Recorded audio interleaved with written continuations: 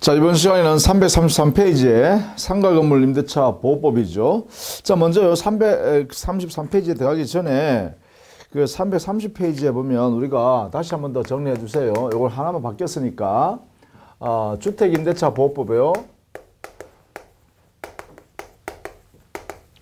보호법상에 소액 임차인을 보호하기 위해서 보증금 한도가 이게 서울에서는 바뀌었죠. 서울시에서요. 서울시에는 이게 종전에는 9,500만 원이었는데 이게 1억 원으로 바뀌었다. 이거 하나 알아두셔야 됩니다.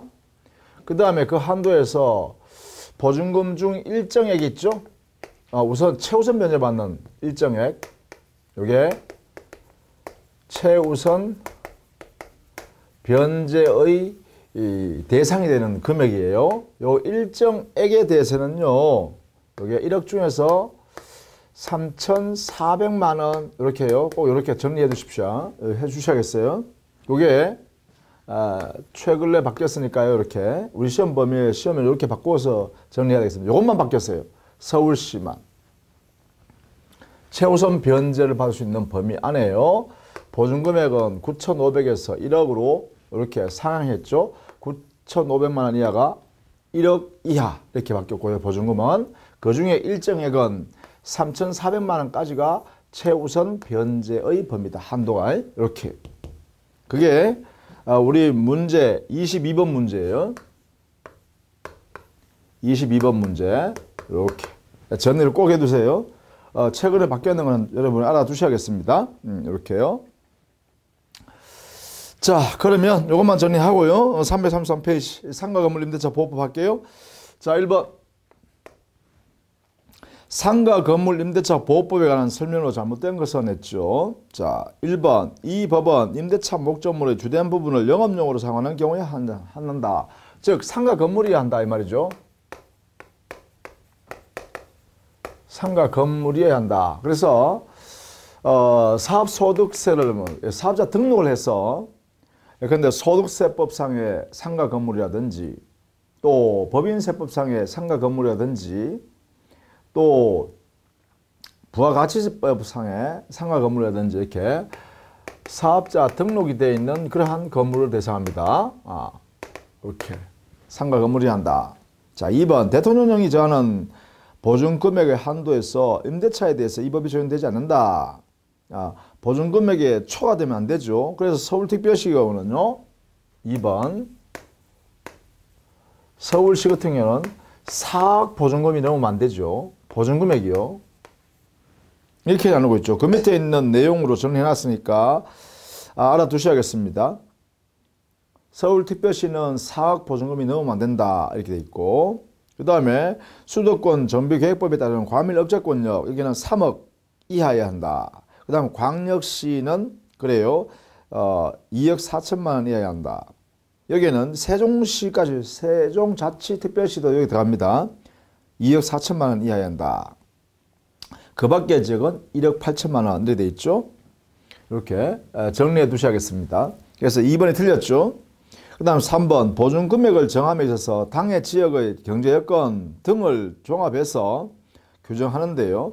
보증금 외에 차임이 있는 경우에는 은행법에 있는 대출금리에 감안해서 대통령령으로 정하게 되어 있는데 이때요. 3번 환산율을 이제 월 차임에 대해서는 환산율을 곱하게 되어 있어요. 그것이 바로 월 차임, 월세라 그러죠. 이 월세는 곱하기 1분의 100을 지금 현재 대통령령으로 정해놨죠. 이걸 곱해서 환산 보증금을 만들어요. 그래서 현실적으로 지급한 보증금과 환산 보증금 이걸 합쳐서 보증금액이 서울특별시는 4억 이하인지 또 수도권 정비계획법상에 있는 과밀억제권역에 있는 그러한 상가 건물일 때는 3억 이하인지 그 다음에 그 외에 광역시라든지 안산시, 용인시, 김포시, 광주시, 경기도 광주시입니다. 그리고 세종특별시까지도요. 여기는 2억 4천만 원 이하인지 이렇게 따져본다는 거죠. 이렇게 따져본다는 거예요. 이게 1분의 100. 이걸 놔두셔야 돼요. 월세에 대해서는. 자, 그 다음 4번.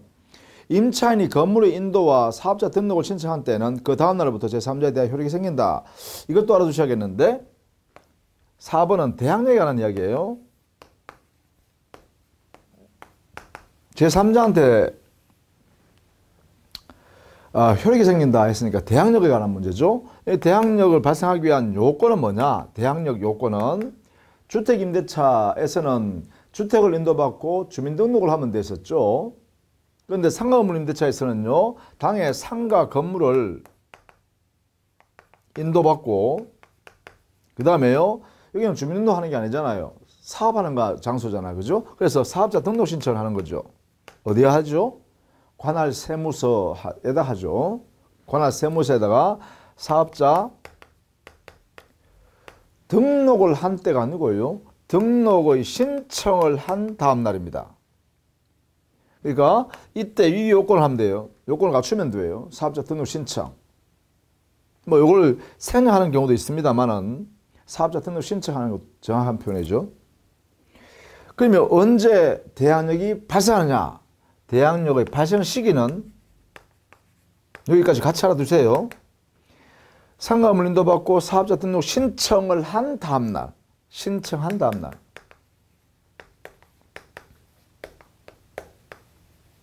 이게 돼 있죠. 다음 날 0시부터 대항력이 생긴다. 이렇게 해결해야 되겠죠.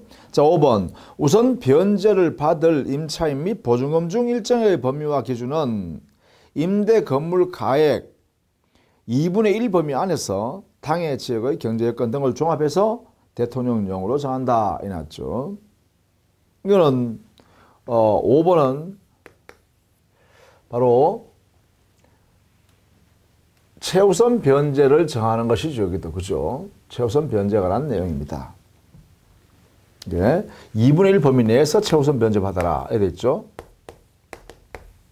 2분의 1 범위 내. 이게 중요한 말입니다. 자, 그 다음에요. 2번. 상가건물 임차권의 대항력에 관한 설명이다. 제일 중요한 부분입니다. 대항력. 옳지 않은 것은 1번. 대항력을 취득하기 위해서는 건물의 인도와 사업자 등록 신청. 이거죠. 2번. 사업자 등록은 상가건물 임차권의 공시방법이므로 임차 건물의 실제 표시와 정확히 일치하여야 한다. 자, 그 내용을 꼭 알아두셔야겠죠. 예, 사업자 등록 신청은 건물 요게 구체적으로 딱 일치되어 있어야 되죠. 3번. 건물의 인도를 받은 임차인일지라도 사업자로 등록된 다음 날로부터 대항력을 취득한다. 자, 여기에요. 조심해야 되는 게 요겁니다. 해석할 때요. 사업자 등록을 한 날로부터 그 다음 날로부터가 아니고요. 사업자 등록을 신청을 한 다음 날이에요. 그렇죠? 사업자 등록을 한 다음 날이 아니라 사업자 등록 신청한 다음 날이에요. 이게 핵심이에요. 이게. 그래서 조심해야 되는 거죠. 그래서 3번이 틀린 지문이죠. 이게. 이 3번의 지문은 대항력의 발생 시기입니다. 여기는요, 반드시 알아두실 것. 반드시. 혼란을 일으키기 쉬워요. 사업자 등록한 다음 날 하면 맞는 것 같잖아요. 아니에요. 등록은 세무서에서 그 신청을 받은 다음에 7일 이내에 이렇게 처리해 주면 돼요. 사업자 등록을 해주면 돼요. 그러면 등록은요, 뭐 이틀 뒤에 될 수도 있고 3일 뒤에 될 수도 있죠. 그 자리에서 다 해주는 게 아니단 말이죠. 그러니까 효력 발생 시기는요, 신청하면 그 다음 날로부터 발생해야죠. 그래야 이 사업자 입장에서, 즉 세입자인 임차인 입장에서 보호가 되죠. 그래서 상가 건물로 인도받고 등록의 신청을 하면 됩니다. 신청. 요 두 가지를 모두 갖춘 다음 날 0시부터 이렇게 돼요. 그래서 이게 핵심이라는 거예요. 이게 조심해야 돼요. 요거 빠지면 틀린 말이 됩니다. 자, 그래서 3번이 틀렸죠. 자, 4번. 임차주택의 양수인 및 임대할 권리를 승계한 자는 임대인의 지위를 승계하므로 이것은요 주택임대차와 똑같습니다. 4번 우리가 임차주택을 승계한 사람은 임대인의 지위도 그대로 승계받는다. 간주해버리죠. 여기도 마찬가지입니다. 여기도 마찬가지. 임차 상가 건물을 승계한 사람은요. 뭘 승계하는 거죠? 임대인 지위도 승계합니다. 지위 승계한 것으로 본다. 간주예요. 보통 이 양수인이라고 하죠. 이 승계인을 보통 양수인 이렇게 표현합니다. 임차 건물, 임차 상가 건물의 양수인은 임대인의 지위를 승계한 것으로 간주해 버립니다. 그래서 대항 요건을 갖춘 임차인은 임대차가 전후되면 여기에 있는 양수인한테 보증금 반환을 청구할 수 있는 권리가 확정돼 있죠. 자, 그 다음에 5번 건물의 점유와 사업자 등록은 대항력의 취득 요건이자 동시에 존속 요건이다. 그렇죠. 이것도 역시 마찬가지죠. 주택임대차와 같습니다. 여기에 있는 대항력 발생 요건은 이거죠. 이 두 가지는 발생하기 위한 요건이기도 하고 존속하기 위한 요건이기도 하다. 이렇게 되겠죠. 그래서 이것은 함께 알아두셔야 돼요. 반드시 요건이자 존속 요건이다. 이렇게 정리해 두셔야 돼요. 반드시요. 대단히 중요한 것입니다. 자, 그 다음에요. 3번은 잘못된 것만 보겠습니다. 상가건물 임대차 보호법에서 나머지는 여러분 읽어보시면 돼요. 법 조문에 있는 내용을 그대로 옮겨나는 문제니까. 자, 4번. 임차권은 임차 건물에 대하여 민사집행법에 의한 경매가 행해지는 경우에요. 그 임차 건물의 경락에 의하여 소멸한다. 그 원칙입니다. 임차 있는 그 상가 건물이 경매가 되면 소멸해야 됩니다. 이 경우 보증금이 전에 변제되지 아니한 대항력이 있는 임차권이라 하더라도 경락에 의해서 소멸하여야 한다. 소멸한다. 그게 아니고요. 여기도 마찬가지입니다. 주택임대차와 역시 똑같은데요. 당해 보증금을 반환받지 못한 임차인, 보증금을 아직 반환받지 못한 임차인은 임대차가 존속하는 것으로 본다. 이렇게 있습니다. 임대차가 그대로 존속하는 것으로 이것도 역시 간주예요. 본다. 그러면 결국은 이 임차인은요. 임대차 기간이 만료되어 임대차 관계가 종료되었다 하더라도 말입니다. 보증금을 아직 반환받지 못했다라고 하면 이 임차인은요. 여전히 그 상가에서 사업을 할 수 있어야 되죠. 그러려면 어떻게 돼요? 정당한 임차권이 유지돼야 될 거 아닙니까? 그래서 아예 법에다가 우리 민법과 차이점입니다. 임대차 계약 자체가 그대로 존속하는 것에서 이 임차인에게 뭘 준다? 임차권을 그대로 인정해 둔다라는 것이에요. 우리 민법은 그렇지 않죠. 임대차 존속기간이 만료되면 임대차 관계가 종료됐기 때문에 임차권은 상실해 버립니다. 따라서 임차인이 만약에 임대차 기간이 종료됐음에도 불구하고 계속 사용하여 이득을 보면 수익을 취하면 부당이득이 되어서 반환해 줘야 되죠. 그런데 이게 주택임대차나 상가건물 임대차의 이 법에 적용을 받는 경우에 임차인은 보증금을 다 받지 못했으면 기간이 만료됐다 하더라도 말입니다. 그때는 여전히 임차인은 임차권자가 된다는 거예요. 그 왜 그러냐? 바로 이 법 조문 때문에 그렇습니다. 보증금을 다 모두 반환받지 못한 임차인의 경우는 임대차 계약이 그대로 존속하는 것으로 간주해버리기 때문에 여전히 임차권을 보유하고 있다는 것이죠. 그러면 임차권을 보유하고 있는 임차인이니까 당의 목적물을 상가 건물을 그대로 사용해도 부당이득의 문제가 생기지 않죠. 이거 같이 알아두셔야 되죠. 이것 때문에 결국은 부당이득 이런 문제가 생기지 않는다라는 거예요. 임차인한테. 왜? 임차권을 가지고 당의 목적 상가 건물을 사용하니까 그 사용으로부터 이득을 취하는 것은 정당하죠. 임차권자니까. 자, 요 말도 역시 중요한 의미가 있다. 알아두셔야겠습니다. 자, 거기에 5번 같은 것도 여러분 알아두셔야겠죠. 대통령이 월 차임의 범위를 초과할 수 없다 해가지고 해놨죠. 즉 월 차임 전환율입니다. 보증금 5억 하다가 보증금 2억 놔두고 보증금 3억에 대해서 월세로 바꾸는다라고 할 때는 연 12%를 넘지 못하게 하고, 그 다음에 대통령령으로서요 연 12% 딱 정해놨고, 이거 넘지 못한다 해놔놓고 또 한 개 더 만들었죠.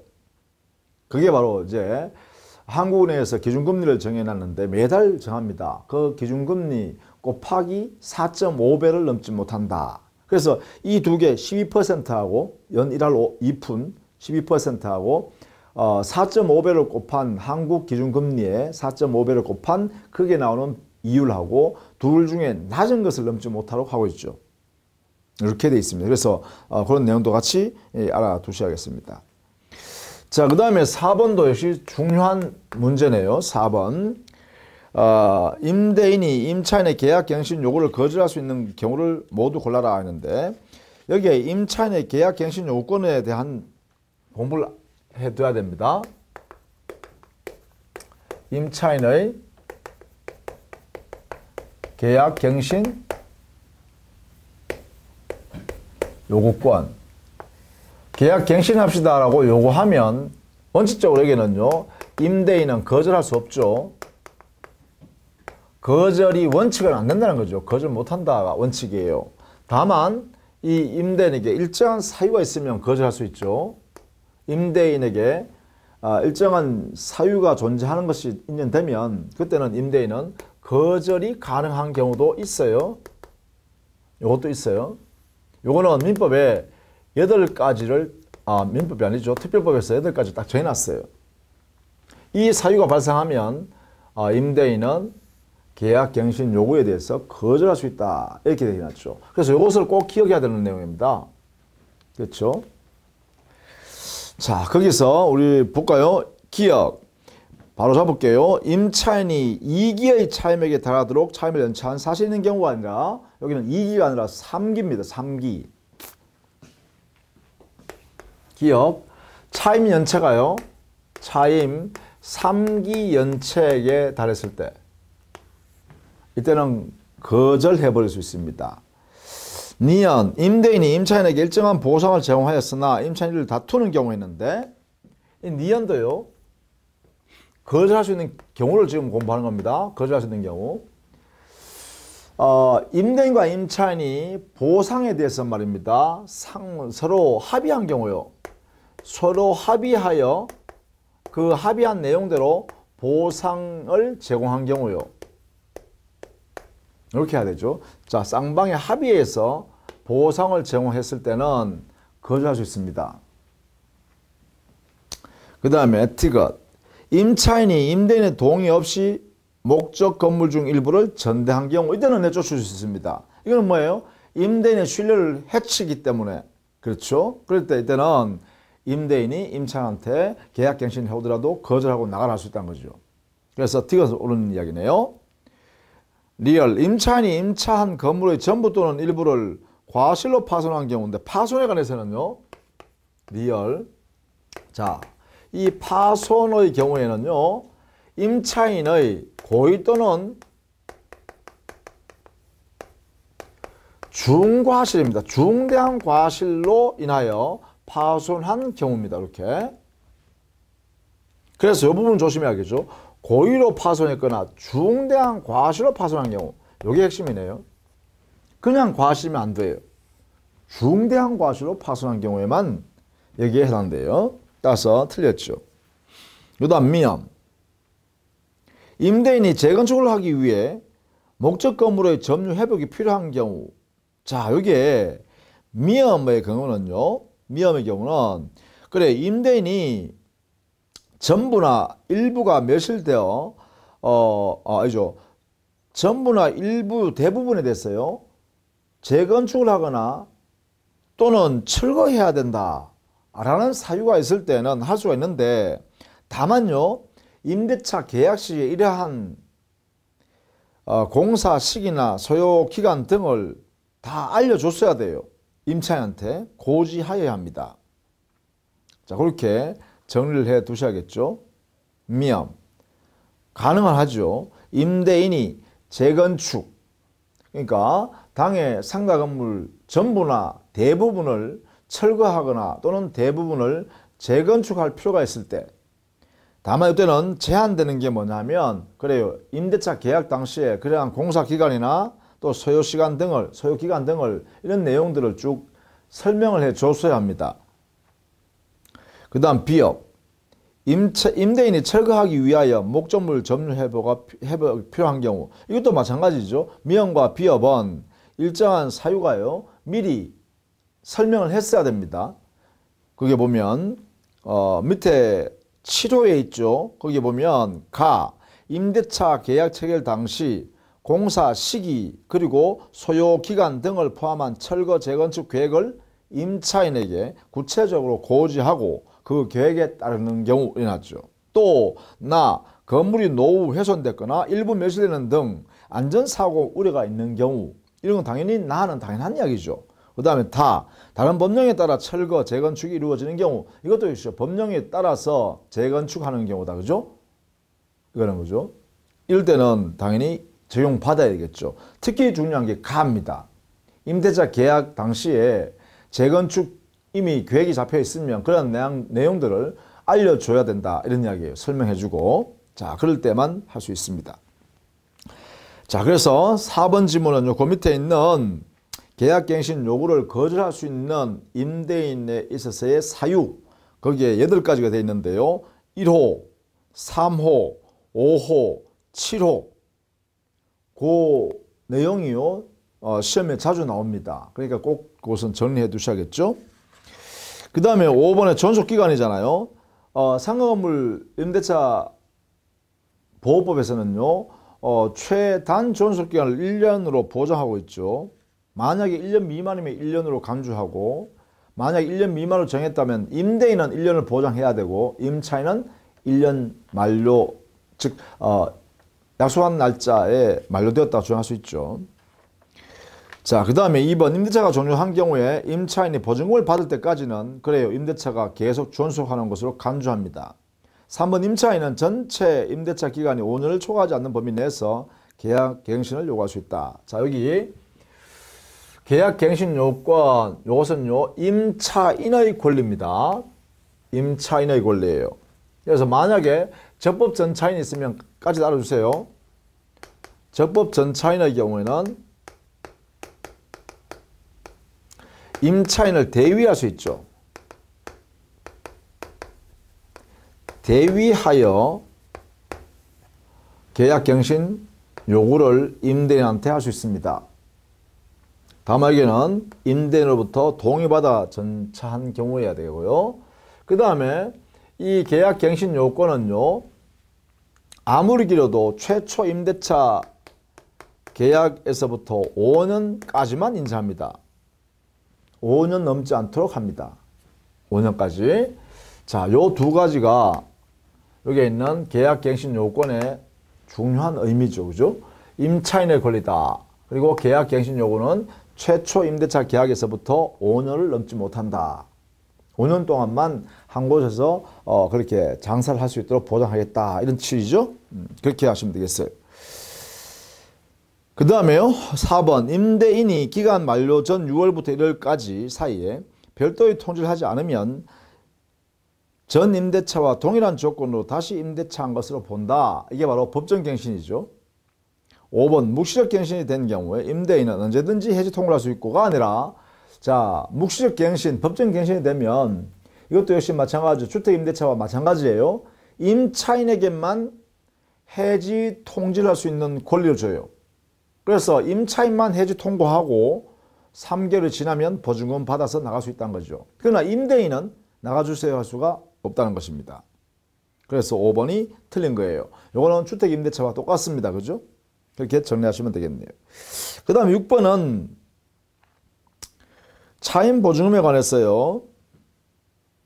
증액 청구에 대해서는 9%를 넘지 못하죠. 9%. 그 다음에 보증금을 월 차임으로 전환할 때에는 연 1할 2푼을 넘지 못하죠. 그래서 4번이 옳습니다. 다만 이제 이 월 차임으로 전환할 때는 연 1할 2푼 요거 하나 하고요. 그 다음에 한국은행의 기준금리 곱하기 4.5배 이 두 개에서 나온 이율의 둘 중에 낮은 것을 넘지 못하도록 하고 있죠. 이렇게 하고 있다는 걸 같이 알아두셔야겠습니다. 자, 7번 계약갱신 요건 여러분 한번 보시면 되겠죠. 그 다음에 8번 보겠습니다. 다음은 차임 및 보증금에 대한 설명이다. 타당한 것은 1번 상가물 임대차 보호법의 적용 대상인 임대차는 보증금이 대통령령으로 정한 일정 범위를 초과하지 않는 한 차임의 다가는 묻지 아니한다. 아니죠. 차임은 월세 곱하기 1분의 100을 환산 보증금으로 바꾸어서 그것을 보증금과 합쳐서 보증금의 4억이 넘느냐 안 넘느냐 이렇게 따져봐야죠. 서울특별시는 그죠? 자, 2번 차임 또는 보증금의 증액 청구는 20분의 1을 초과하지 못한다 아니라 100분의 9를 초과할 수 없다. 그래서 9%를 넘지 못한다. 이렇게 해야 되죠. 3번 보증금의 전부 또는 일부를 월 단위의 차임으로 전환하는 경우 그것은 연 1할 2푼을 넘지 못하도록 하고 있죠. 그 다음 4번 소액 임차인의 보증금 중 일정액의 상가 건물 가액의 3분의 1 초과하는 경우에는 상가 건물 가액의 3분의 1에 해당하는 금액이 하나가 아니라 2분의 1 범위 내에서 우선 변제받도록 한다. 최우선 변제죠. 다 틀렸죠. 5번 최우선 변제를 받을 소액 임차인이 되기 위해서는 보증금과 차임을 보증금을 환산한 금액의 합계가 일정액 이하여야 한다. 그렇죠. 이게 바로 우리 법에 정해져 있는 것이다. 그죠. 최우선 변제에 관한 이야기죠. 최우선 변제. 자, 그렇게 정리해 두셔야겠습니다. 자, 그 다음에 9번 같은 경우에는요. 2014년 1월에 갑은 선순위 권리자가 없는 을의 X상가 건물을 보증금 1억 원, 월 차임 40만 원에 임차하여 대환요건을 갖추고 확정일자를 받았다. 다음 좀 틀린 것은 했어요. 그러면 이게 보증금액 얼마예요? 월 차임 40만 원이면 1분의 100을 곱하면 4천만 원이죠. 1억 4천만 원이네. 그죠? 1억 4천만 원. 자, 틀린 것은 했는데 1번 갑이 3기 차임 상당을 연차하면 그래요. 계약 갱신 요구를 거절해야 할 수 있죠. 임대인 갑은요. 옳습니다. 2번 임대 기간에 대하여 별도의 약정이 없는 경우 그 기간은 1년으로 본다. 그렇죠. 1년으로 간주합니다. 3번 갑이 보증금 반환 청구 소송의 확정 판결에 따라 X 건물에 대한 경매를 신청하는 경우 갑의 건물 명도 의무 이행은 집행 개시 요건이다 했는데 임차인은 자신의 반대 의무 이행을 제공하지 아니하고도 경매할 수 있도록 우리 법이 인정하고 있죠. 주택임대차나 상가건물 임대차에서 마찬가지입니다. 따라서 건물을 명도란 것은 건네주는 거예요. 건물을 인도하지 않고서도 그 안에 장사하면서도 보증금 안 주니까 나 이거 경매한다 이렇게 할 수 있다는 거죠. 따라서 집행 개시 요건이 아니다 이렇게 해야 됩니다. 따라서 3번 틀렸네요. 4번 갑이 X건물의 환가 대금에서 보증금을 우선 변제받기 위해서는 대항 요건이 배당 요구 종기까지 존속해야 합니다. 이거 옳습니다. 즉 대항 요건 뭐예요? 상가건물 인도받아서 점유하고 있으면서 그 다음에 사업자 등록 신청되어 있는 상태로 있어야 돼요. 등록되어 있는 상태로 있어야 되죠. 그게 존속돼야 돼요. 언제까지? 배당 요구 종기일까지. 이 대항 요건을 그대로 갖추고 있어야 됩니다. 그래야 우선 변제를 받을 수 있습니다. 5번 보증금이 전액 변제되지 않는 한 X건물에 대한 경매가 실시되어 매각되더라도 갑의 임차권은 존속한다. 그렇죠. 즉 보증금을 모두 받기 전까지는 대항력 갖춘 임차인의 임차권은 그대로 존속합니다. 그게 바로 임대차 계약이 존속한다. 이렇게 해서 하죠. 자, 그 다음에 12번 볼까요? 상가건물 임대차 보호법 상의 우선 변제와 최우선 변제에 관한 설명이네요. 자, 틀린 것은 1번 대항 요건을 갖추고 임대차 계약서 상의 확정일자를 받은 임차인은 자, 대항 요건과 확정일자를 갖추면 그래요. 여기도 주택임대차와 마찬가지로 우선 변제권이 발생합니다. 자, 이때 임차인은 민사집행법에 의하여 경매 또는 국세징수법에 의한 공매 시에 임차 건물의 환가 대금에서 후순위 권리자 그 밖의 채권자보다 우선 변제받을 권리가 있죠? 옳다. 2번 임차인이 임차 건물에 대하여 보증금 반환 청구 소송의 확정 판결 그 밖에 이에 준하는 집행 권한에 기한 경매를 신청하는 경우에는 이거 잘 알아두셔야 된다 했어요. 반대 의무 이행 제공할 필요 없이 집행 개시를 할 수 있다 했죠. 그래서 옳은 질문입니다. 3번 임차인은 임차 건물을 양수인에게 인도하지 아니하면 보증금을 수령할 수 없다. 그건 뭐예요? 동시이행관계니까 그렇죠? 야 보증금 받으라 그러면 자 건물 넘겨줄게 줘 이렇게 해야 된다는 거죠. 옳다. 4번 임차인은 건물에 대한 경매 신청의 등기 전에 대항 요건을 갖춘 경우 보증금 중 일정액을 다른 담보 물권자보다 우선하여 변제받을 수 있다. 이게 뭐예요? 최우선 변제가 라는 이야기예요. 최우선 변제에서는 대항 요건만 언제까지 갖추면 되죠? 경매 신청의 등기 전까지만 대항 요건만 갖추고 있으면 된다는 거죠. 확정 일자는 필요 없다는 것이죠. 여기 핵심은 그죠? 그래서 최우선 변제를 받을 수 있다 이 말입니다. 따라서 4번 옳다. 5번 우선 변제를 받을 임차인 및 보증금 중 일정액의 범위와 기준은 자기는요 우선 변제나 최우선 변제에 있어서 그 임대 건물 가액은요 즉 최우선 변제권의 효력이 대상이 되는 그 대상 가액은 어떻게 정하느냐 하면 바로 당해 상가 건물, 대지 가액 포함해서 상가 건물 가액의 2분의 1을 넘지 않는 범위 내에서 최우선 변제권을 행사할 수 있도록 해놨어요. 전부 다요. 그러니까 이것도 역시 주택임대차나 상가건물 임대차나 같이 되었다라는 것이죠. 그래서 함께 봐두시면 되겠습니다. 따라서 5번이 틀렸네요. 자, 그 다음에 뭐 똑같은 내용 계속 반복되네요. 계속되니까 한번 여러분 봐두시면 되겠고 15번에 한번 볼까요? 마지막으로. 상가건물 임대차 보호법에 관한 설명을 옳은 것은 했어요. 1번 서울에 있는 상가 건물을 보증금 1억 원, 월세 250만 원에 임차한 계약. 그러면 그러니까 250만 원 월세는 환산 보증금 1분의 100을 곱해야죠. 250만 원에다가 곱하기 1분의 100 이래 하죠. 그러면 이게 얼마예요? 2억 5천만 원이 되죠. 이게 환산 보증금이에요. 그리고 여기에 지금 보증금을 현실적으로 제공한 게 얼마예요? 1억이죠. 1억. 그러면 얼마인가요? 3억 5천만 원인가요? 3억 5천만 원이 되죠. 그러면 3억 5천만 원 서울은 뭐예요? 보증금 4억 이하여야 되죠. 그러면 서울특별시에 있는 이 계약이라면 이것은 상가건물 임대차 보호법의 적용을 받는다 이렇게 하겠죠. 이 법이 적용받는다 이렇게 해야 됩니다. 따라서 1번은 옳은 내용이 되겠네요. 그죠? 거기에 정리를 해 두셔야겠습니다. 1번 요거는 정리를 좀 해두세요. 요 법이 바뀌기 전이었네요. 그죠?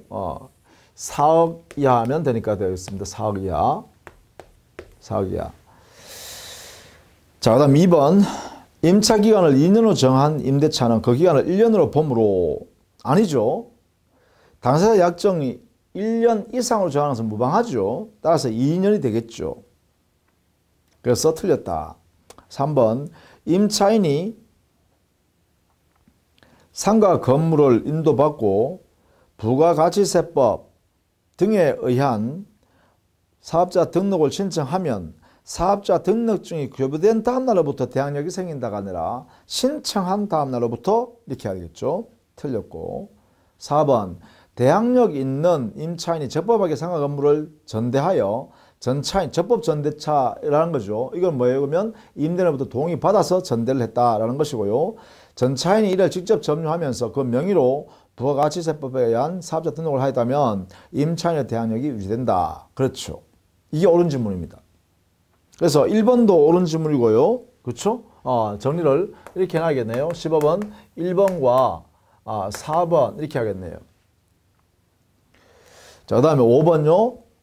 상가 건물의 인도와 사업자 등록의 요건을 구비한 임차인이 폐업신고를 하였다가 폐업신고를 해버리면 어떻게 되죠? 사업자 등록이 없어져 버리는 거죠. 없어져 버리면 대항력도 소멸되고 확정일자가 있다 하더라도 우선 변제적 효도 이제는 없습니다. 다시 같은 상호 및 등록 번호로 사업자 등록을 하였다면 처음의 대항력이 그대로 유지된다가 아니라 이 요건을 갖춘 다음 날로부터 새롭게 대항력이 발생할 뿐이죠. 따라서 5번도 틀렸다 이렇게 하겠네요. 자, 그렇게 정리를 해 둡니다.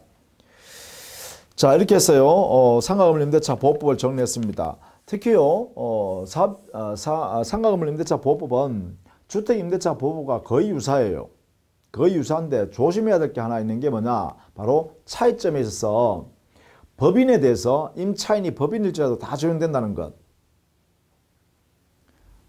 모든 법인에 임차인이라도 적용된다는 것. 상가건물 임대차 보호법이. 그 다음 두 번째, 보증금 한도가 정해져 있다는 것. 이 법이 적용되기 위해서 보증금 한도가 일단 적용된다는 것. 예컨대 서울특별시 같으면 4억을 넘지 못한다는 거죠.